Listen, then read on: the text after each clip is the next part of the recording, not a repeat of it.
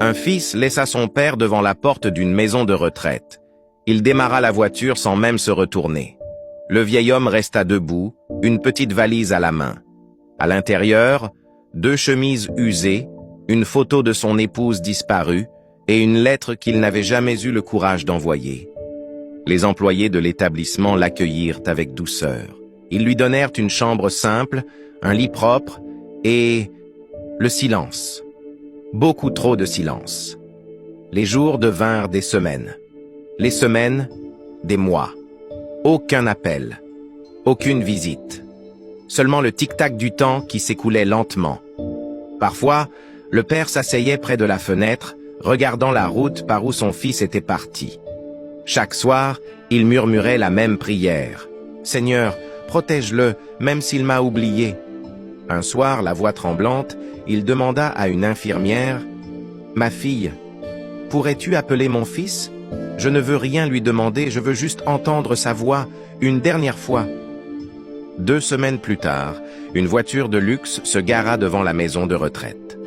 Le fils entra précipitamment, le regard sur sa montre. « Qu'est-ce qu'il y a maintenant, papa? Ma vie est très chargée. Si tu veux te plaindre, fais vite. » Le vieil homme le regarda avec douceur. Ses mains tremblaient, mais sa voix resta calme. « Mon fils, je ne t'ai pas appelé pour me plaindre. Je voulais seulement te demander quelque chose. Il fait très chaud ici. Certains anciens se sentent mal. Peux-tu offrir quelques ventilateurs et des chaises simples? » Le fils soupira avec agacement.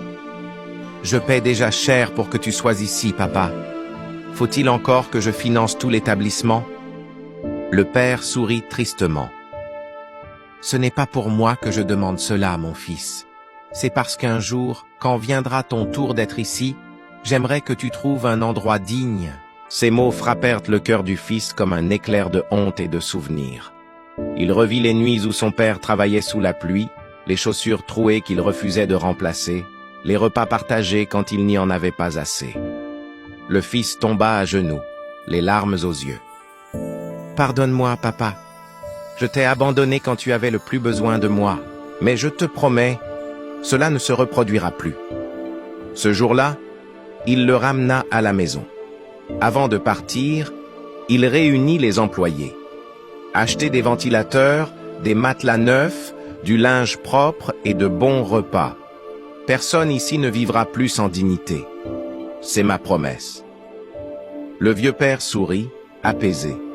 Il serra la main de son fils, comme pour lui dire en silence, « Maintenant tu as compris. » Ce jour-là, la vie du père changea, mais celle du fils aussi.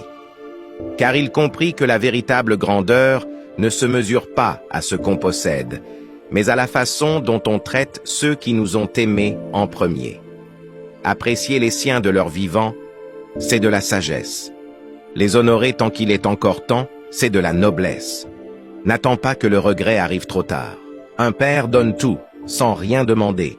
Mais cela ne veut pas dire qu'il mérite d'être oublié. Si cette histoire a touché ton cœur, partage-la et écris en commentaire. Merci papa pour tout ce que tu as fait pour moi.